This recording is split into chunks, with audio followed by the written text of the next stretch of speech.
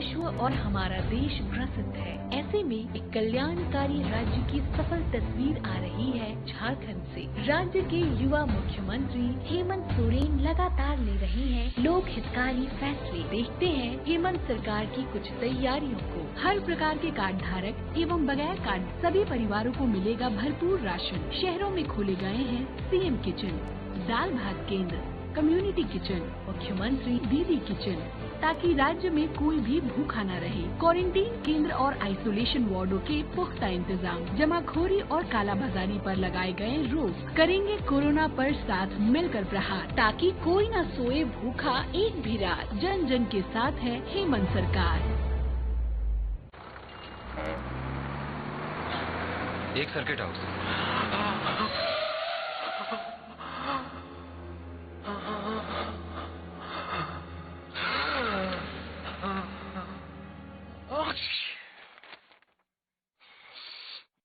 Novel corona virus बीमारी को फैलने से रोका जा सकता है।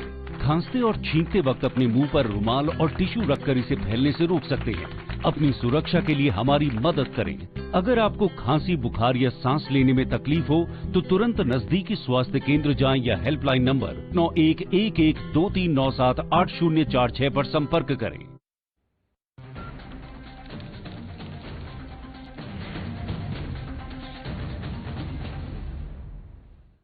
नमस्कार, खबर बिहार झारखंड में आप सभी का स्वागत है। आपके साथ में आदर्श तिवारी। शुरुआत करते हैं इस बुलेटिन की हेडलाइंस के साथ।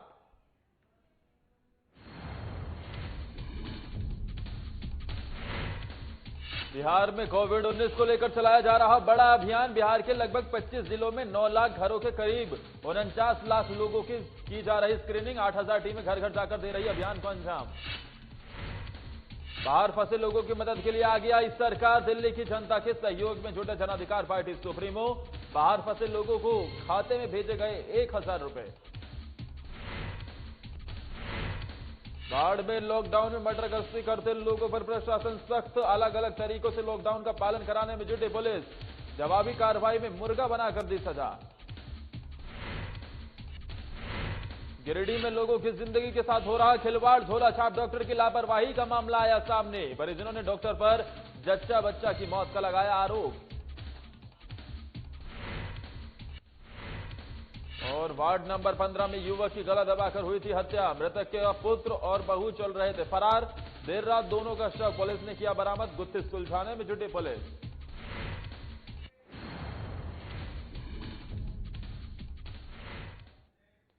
और शुरुआत इस वक्त की बड़ी खबर के साथ करेंगे जो बिहार के नालंदा से आ रही है, जहां पर बालू माफियाओं ने पुलिस की टीम पर पथराव किया है। यह हमला बोला गया है और ये पूरी घटना नालंदा के अस्थावा के जियर गांव की बताई जा रही है, जहां बालू माफियाओं ने पुलिस टीम पर पथराव किया है और इसमें थाना अध्यक्ष समेत कई पुलिसकर्मी चोटिल बताए जा रहे हैं।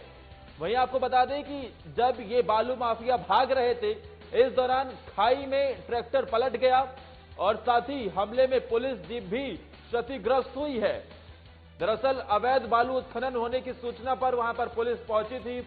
इस कार्रवाई को अंजाम देने की कोशिश थी, लेकिन इस बीच बालू माफियाओं ने पुलिस टीम पर पथराव किया है, जिसमें थाना अध्यक्ष समेत कई पुलिसकर्मी चोटिल बताए जा रहे हैं। और ये पूरी घटना अस्थावा के जियर गांव की बताई जा रही है। आपको ये भी बता दें कि बालू माफियाओं का लगातार उनका इस तरीके की कार्रवाई करने का सिलसिला जारी रहता है। ऐसे में पुलिस प्रशासन भी बालू माफियाओं के हौसले पर चोट पहुंचाने का काम करती है। कार्रवाई की जाती रही है, लेकिन इस बीच बालू माफियाओं के हौसले कितने बुलंद हैं, ये इस बड़ी खबर से लगाया जा सकता है अंदाजा। देखिए, पुलिस कर्मियों पर ही उन्होंने पथराव कर दिया और इसमें थाना अध्यक्ष समेत कई पुलिसकर्मी चोटिल भी बताए जा रहे हैं। इस हमले में पुलिस की जीप भी क्षतिग्रस्त हुई है। वहीं ये भी जानकारी मिल रही है कि जब ये बालू माफिया भाग रहे थे तो इस दौरान इनका ट्रैक्टर खाई में पलट गया।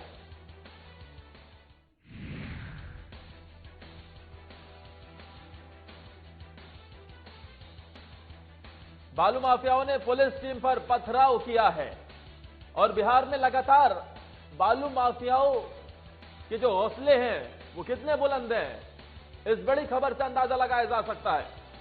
लगातार बालू का अवैध उत्खनन हमने देखा है होता रहता है, और कई बार तो हमने ये भी देखा है कि नाव के जरिए बालू का उत्खनन होता है और उसमें कई लोग नदी में डूब भी गए हैं।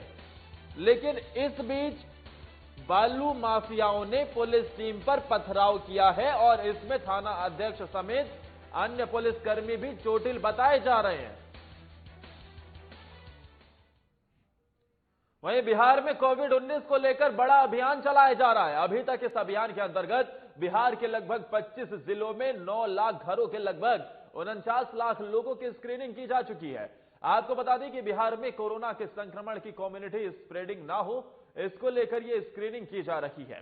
वहीं इस अभियान में आशा और स्वास्थ्य कार्यकर्ताओं के साथ ही पोलियो उन्मूलन अभियान में लगे लगभग 8000 टीमें घर घर जाकर इस अभियान को अंजाम दे रही है। इस अभियान के बारे में स्वास्थ्य विभाग के प्रधान सचिव कहते हैं कि ये टीमें उन लोगों की स्क्रीनिंग कर रही है जो बिहार में 1 मार्च से 23 मार्च के बीच बाहर या विदेशों से आए हैं।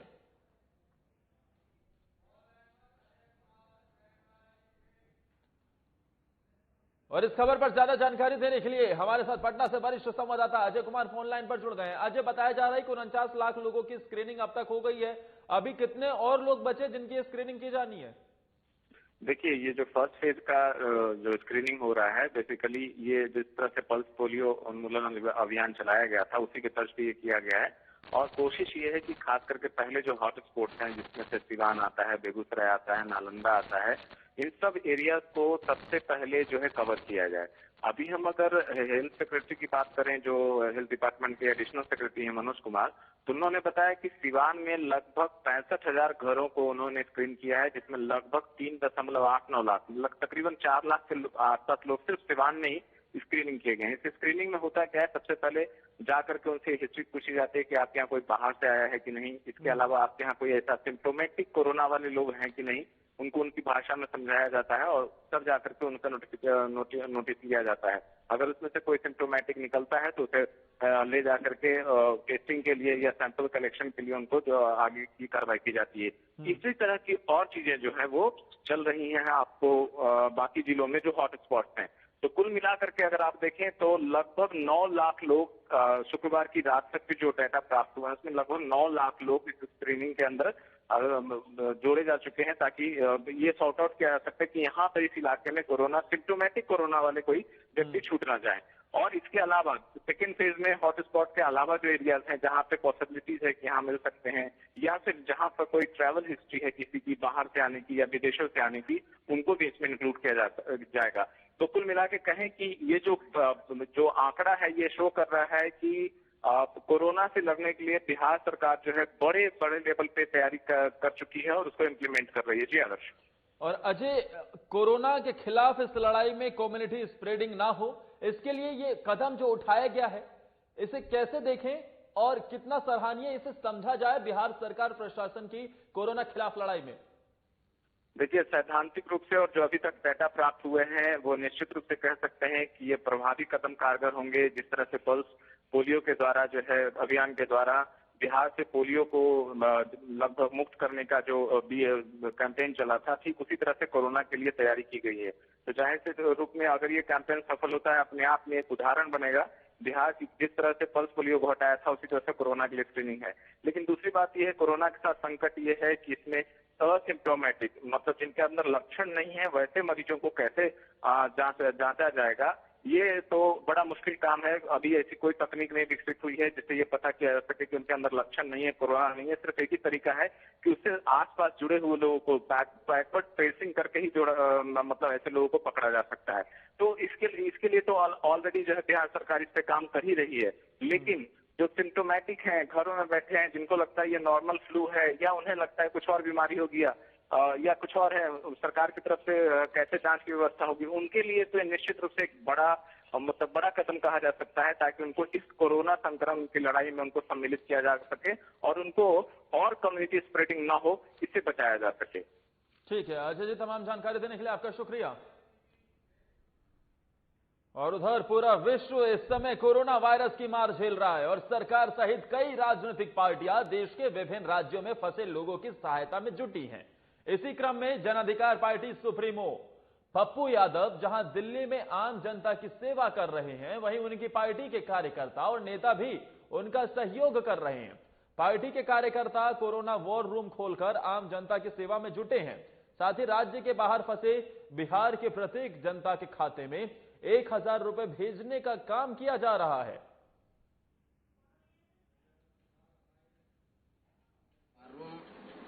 तेज बोलिए। जैसे ही आपको कोरोना की महामारी पूरे विश्व के साथ साथ भारत में अपना पैर पसारने लगी, वैसे ही हमारे आदरणीय नेता पप्पू यादव जी ने फर्स्ट दिन से ही, यानी भारत के प्रधानमंत्री ने जब आपको एक दिन के लिए लॉकडाउन किया, फिर उसके बाद उन्होंने 21 दिन के लिए किया, 24 तारीख से ही हमारे नेता ने अपनी सक्रियता और संवेदनशीलता दिखाया। कहा कि नहीं, अब जरूरत है इस देश को भी बचाने का, इस देश के लोगों को बचाने का, और उन तमाम लोगों जो इस बिहार से रोजी रोजगार के लिए पलायन करके, चाहे बंगाल में हो, चाहे आपको पंजाब में हो, हरियाणा में हो, हिमाचल में हो, महाराष्ट्र में हो, सूरत में हो, तमिलनाडु मद्रास में हो, विशाखापट्टनम से लेकर के अन्य राज्यों में, राजस्थान में हो, तमाम लोगों की अब जरूरत है। गया जिले में जिले भर के चापाकलों की मरम्मत कार्य के लिए जिला अधिकारी अभिषेक सिंह द्वारा 28 गाड़ियों के साथ 56 दलों को हरी झंडी दिखाकर रवाना किया गया। चापाकल यानी जो नल होता है उसे ठीक करने के लिए। वहीं जिले में सूखे चापाकलों की मरम्मत के लिए यह दल पूरे जिले में काम करेगा। इस संदर्भ में जिला अधिकारी ने बताया कि गर्मी के दिनों में गया जिले के शहरी और ग्रामीण क्षेत्रों में पानी की समस्या उत्पन्न हो जाती है और पिछले साल जल जीवन हरियाली में बहुत कार्य किया गया है। इसके साथ ही सभी क्षेत्रों में नल जल योजना के कार्य चलते रहेंगे और जहां पानी की समस्या होगी वहां पानी के टैंकर मुहैया कराकर पानी दिया जाएगा। प्रत्येक वर्ष गर्मी के दौरान पानी की काफी समस्या होती है गया जिला में, ग्रामीण क्षेत्रों और शहरी क्षेत्रों में। और यद्यपि इस वर्ष जल जीवन हरियाली में काफी कार्य किया गया है, काफी जगह भूगर्भ जल इस बार काफी बेहतर है, लेकिन उसके बावजूद क्योंकि जैसे ये अप्रैल मई आएगा, समय समय पर चापाकल के सूखने की शिकायतें आती हैं और अन्य जो जल स्रोत उनके सूखने की शिकायतें आती हैं। और 28 गाड़ियों के साथ 56 दलों को हरी झंडी दिखाकर रवाना किया गया है। ये वो दल है जो जिले भर के चापाकलों की मरम्मत कार्य में जुटेगा।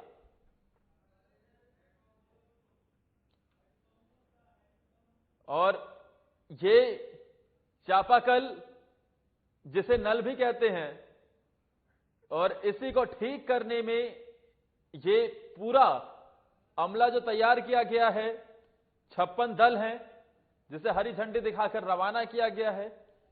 ये जितने भी सूखे नल हैं, यानी जहां पर पानी उन नलों से नहीं निकल रहा है, उसको ठीक करने का काम करेंगे। और इसको इसलिए ध्यान में रखना जरूरी है क्योंकि गर्मी बढ़ती हुई दिख रही है। आगे आने वाले दिनों में और ज्यादा गर्मी बढ़ती हुई दिखेगी, तो इस बीच पानी की समस्या लोगों के लिए उत्पन्न हो जाती है। इसी को ध्यान में रखते हुए कदम उठाया गया। वक्त ब्रेक का हो चला है, लौटते हैं जल्द कुछ और खबरों के साथ।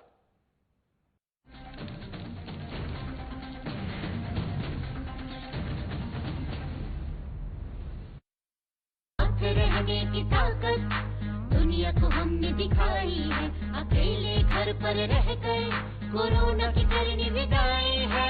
स्वस्थ रहेंगे, स्वस्थ रखेंगे, हर घंटे हम हाथ धोएंगे, ना भीड़ में जाएंगे, ना भीड़ हम बनाएंगे। झारखंड में कोरोना को नहीं फैलने देंगे, सजग रहेंगे, संयमित रहेंगे, अफवाहों को ना हम सुनेंगे।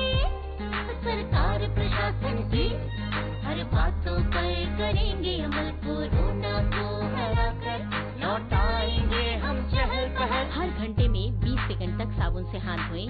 जिनमें दिखे लक्षण उनसे 2 मीटर की दूरी बनाएं। लक्षण दिखने पर डॉक्टर से जांच करवाएं। नाक कान मुंह पर हाथ न लगाएं। हर क्षेत्र से कोरोना को भगाएं। सजग रहें, स्वस्थ रहें। हेमंत सरकार, हर पल आपके साथ। सूचना और जनसंपर्क विभाग, झारखंड सरकार द्वारा जनहित में जारी।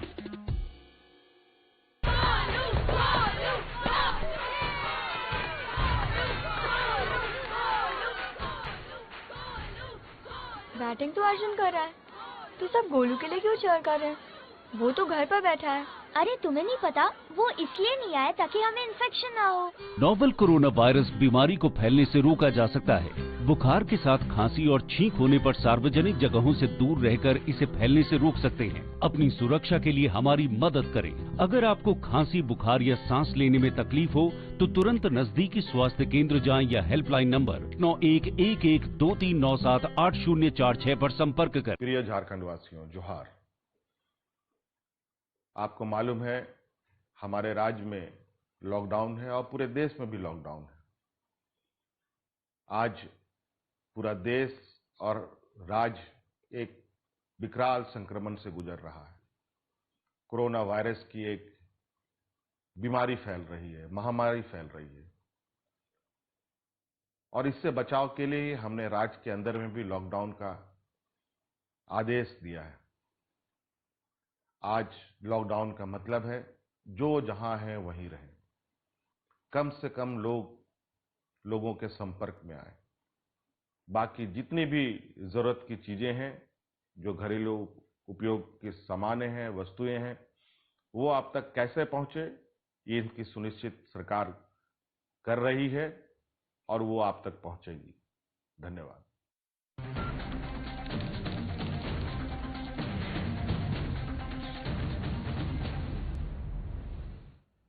ब्रेक के बाद इस वक्त एक बड़ी खबर आ रही है राजधानी रांची से, जहां पर एक और कोरोना संक्रमित मरीज की पहचान हुई है और ये भी पहचान रांची के हिंदपीढ़ी इलाके से निकलकर सामने आया है। और अब ऐसे में राजधानी में कोरोना संक्रमित मरीज की संख्या 18 पर पहुंच गई है।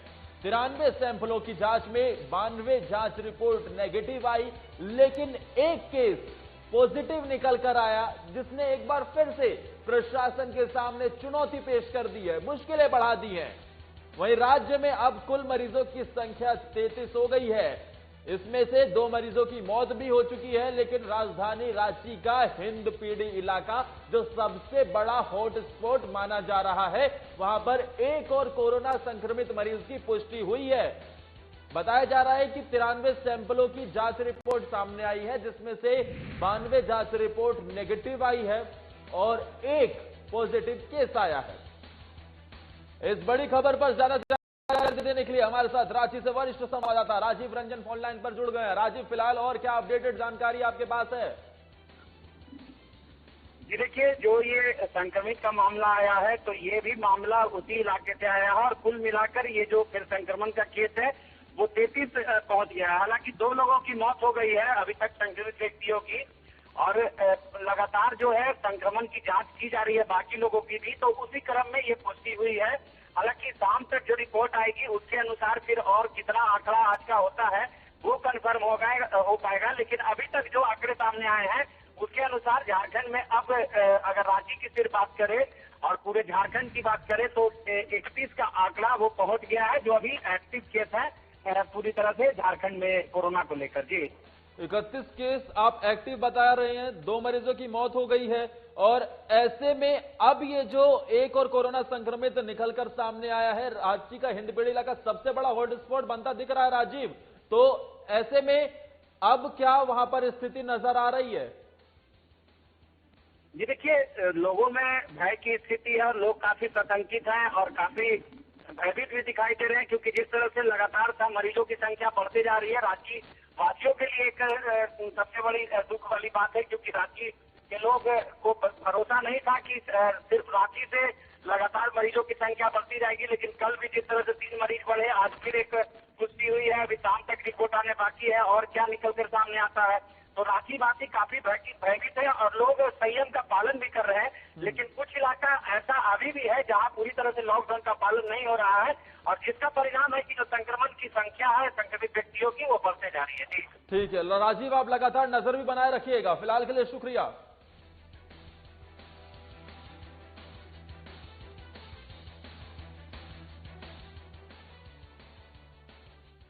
वहीं कोरोना संक्रमण से बचाव को लेकर सामाजिक संस्था एक और प्रयास कर रही है, तो दूसरी तरफ धनबाद पुलिस के संयुक्त तत्वाधान में पब्लिक प्लेस को सैनिटाइज करने के कार्य में रोटरी क्लब ने भी अपना सहयोग दिया है। यह सैनिटाइजेशन का कार्य पुलिस लाइन से शुरू हुआ। इसका शुभारंभ एसएसपी किशोर कौशल ने अपने हाथों से पुलिस लाइन बैरक को सैनिटाइज कर किया। यहां के बाद यह प्रक्रिया चौक चौराहे से होते हुए प्रेस क्लब पहुंची और प्रेस क्लब को भी सैनिटाइज किया गया।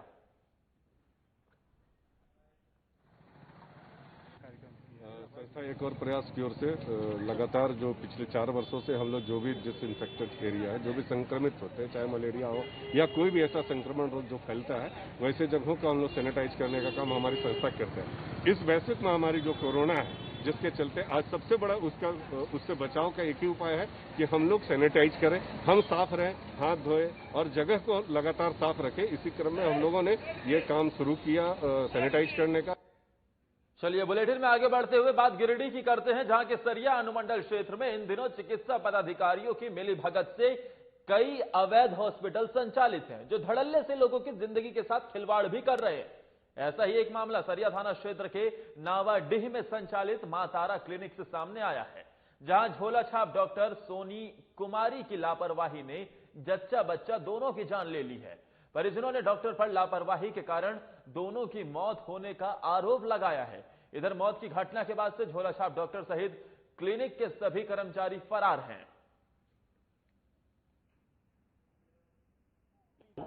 उसका पति का नाम अल्ताफ अंसारी और जो पेशेंट थी वो मेरी भाभी थी। उनका जब दर्द शुरू हुआ तो मां तारा फरस में लेके गए हॉस्पिटल यहाँ सामने, तो वहाँ पे डॉक्टर बोला कि वो ऑपरेशन करेंगे। तो हम लोग देखे कि ज़्यादा उनका दर्द हो रहा, तो बोले कि दूसरी जगह पे लेके जाएंगे। वो बोला कि नहीं कुछ नहीं होगा, यहीं पे कर देंगे। हम लोग जब तक आए घर पैसा लेने के लिए, तब तक वो ऑपरेशन कर दिया।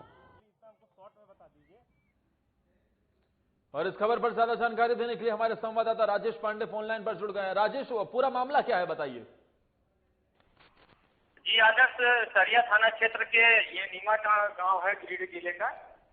यहाँ पे बीते रात जच्ची और बच्चे की दोनों जान चली गई है, क्योंकि आपको बता दें कि क्षेत्र में जो चिकित्सिका स्वास्थ्य विभाग के द्वारा मिली भगत से अवैध रूप से संचालित किया जा रहा है नर्सिंग होम, और इसी को लेके वहाँ पे लॉकडाउन के कारण लोग बाहर नहीं जा पा रहे हैं और स्थानीय स्तर पर इलाज करवाने के लिए गए थे, जिसके क्रम में डिलीवरी के क्रम में दोनों की जान चली गई। तो अब क्या राजेश, प्रशासन की तरफ से कार्रवाई का भरोसा दिलाया गया है? क्या इस लापरवाह झोला छाप डॉक्टर की गिरफ्तारी हुई है? जी आदर्श, ये घटना के बाद तुरंत ये लोग अपने नर्सिंग होम में ताला बंद करके सब मौके से फरार हो गए, और इसकी सूचना मौखिक सूचना परिजनों के द्वारा दिया गया है, क्योंकि परिजन काफी हताश में है, क्योंकि बच्चों की भी जान चली गई है और उसकी माँ की भी जान चली गई है। तो हालांकि काफी कुछ बोलने के पक्ष में अभी नहीं है, वो लोग बोलने के हालात में नहीं है। और मृतका के पति भी मुंबई में रहते हैं और वो मुंबई में मजदूरी का काम करते हैं और अभी भी वो मुंबई में ही है। आदर चलिए, तमाम जानकारी देने के लिए राजेश आपका शुक्रिया।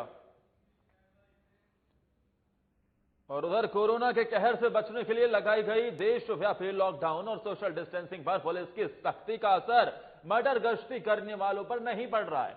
आपको बता दें कि पुलिस प्रशासन के लाख समझाने के बावजूद लॉकडाउन का मतलब कुछ लोग नहीं समझ रहे हैं।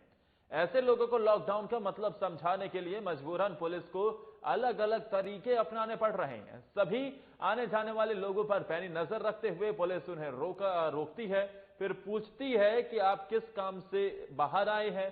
सच्चाई सामने नहीं आने पर मुर्गा बनाकर कार्रवाई की जाती है। हालांकि ऐसा ही कुछ नजारा बाढ़ शहर के NH 31 पर देखने को मिला। आपको यह भी बता दें कि पुलिस की सख्ती के बावजूद भी कोई ना कोई बहाना बनाकर ये लोग सड़क पर बेमतलब मर्डर गश्ती करने निकल जाते हैं, और ऐसे में पुलिस प्रशासन को इस तरीके की कार्रवाई करनी पड़ती है।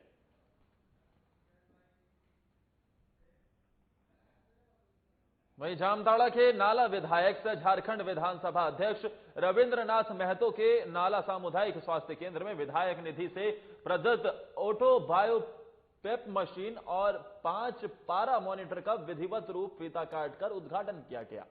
इसी क्रम में उन्होंने स्वयं इस मशीन की उपयोगिता की जानकारी लेते हुए स्वयं चेकअप भी करवाया। साथ ही इस अवसर पर उन्होंने अस्पताल में उपलब्ध अन्य सुविधाओं का जायजा भी लिया।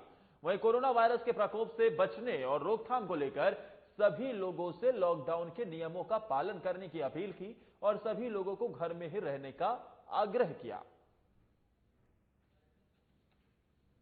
समाज के प्रति, क्षेत्र के प्रति, राज्य के लोगों के प्रति और देश के लोगों के प्रति, पूरा विश्व के लोगों के प्रति, जिनके लिए डॉक्टर लोग जो प्रिकॉशनरी व्यवस्था किए हुए हैं, जिस चीज को मना कर रहा है उसको 100% पालन करें। लॉकडाउन की वजह से इन दिनों किसानों को कई तरह की परेशानियों का सामना करना पड़ रहा है और ये लॉकडाउन किसानों के लिए मुसीबत बनकर सामने आ गया है। इसी के चलते कई तरीके की परेशानियों का उन्हें सामना करना पड़ता है और कभी किसान के फसल आगजनी में बर्बाद हुई तो कभी किसानों को मौसम की मार झेलनी पड़ रही है। आपको बता दें कि मुजफ्फरपुर में हुए ओलावृष्टि से मक्के की फसल पूरी तरह से बर्बाद हो गई। ओलावृष्टि से मुजफ्फरपुर जिले के औराई, कटरा और हथौड़ी में सबसे ज्यादा ओले से फसल प्रभावित हुई। बताते चलें कि जिससे किसानों को नुकसान झेलना पड़ रहा है। गौरतलब है कि आंधी और तूफान ने उत्तर बिहार के कई जिलों में भारी तबाही मचाई है। इसमें आम और मक्के की फसल को काफी नुकसान हुआ है। तुरंत सर्वे करने पहुंचे हैं, सर्वे करते हैं, रिपोर्ट करेंगे, फसल का बर्बादी का रिपोर्ट पास होगा, मिलेगा। यहाँ के लोगों का कहना है लगभग सैकड़ों एकड़ में मक्के की फसल बर्बाद हो गई है। हाँ, जो क्षति होगा उसका मुआवजा दिया जाएगा। यह है कि जो कल रात में 10 बजे रात में आंधी और ओला आया तो हम लोग घर पर थे, घर भी पूरा बर्बाद हो गया। फिर सुबह में खेत में आए हैं तो देखे हैं पूरा फसल भी नष्ट हो गया हुआ है। गेहूं, मक्का का फसल था और गेहूं का फसल था। मक्का का फसल 8 एकड़ में मेरे था, इसके बाद गेहूं था, फिर टोटल नष्ट हो गया हुआ है। हुआ समस्या यही है जो मकई कैले रही 4 बीघा, सब पत्थर चूर दिलक। आप खाने के लिए नहीं है, लोन ले आए 50,000 माने समोसे, अब उसको कैसे दे। आप सरकार के इतने निवेदन है जो मेरा मुआवजा देवे खेत के 3 बीघा के मकई के। कल रात हम लोग सोते हुए अवस्था में अचानक ऐसा लगा कि जैसे कि कोई ऊपर से पत्थर बरसा रहा हो, धड़ाम की आवाज आने लगी। जान बचाना भी भारी पड़ गया। अल्बेस्टर का घर है, अल्बेस्टर ही फूट गया, जिसके कारण हम लोगों को बिस्तर के नीचे भी छुपना पड़ा और छुपकर अपने बच्चों को जान बचाए। जब सुबह हम लोग खेत की ओर आए तो खेत का आप दृश्य देख पा रहे हैं, इसमें फसल बुरी तरह नष्ट हो चुका है। हमारे यहाँ मात्र 20% ही गेहूं का फसल कटनी हो पाया था और मक्का का फसल तो तैयार ही हो रहा था, जो नष्ट हो चुका है। न तो ये चारा के काम में आने वाला है और न ही किसी काम में आने वाला है।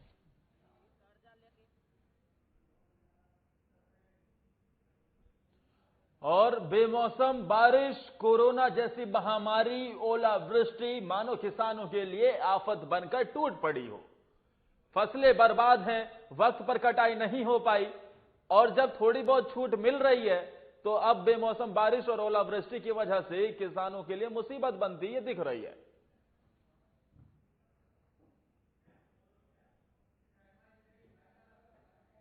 और इसी के साथ इस बुलेटिन में फिलहाल मेरे साथ इतना ही। आप देखते रहिए साधना प्लस।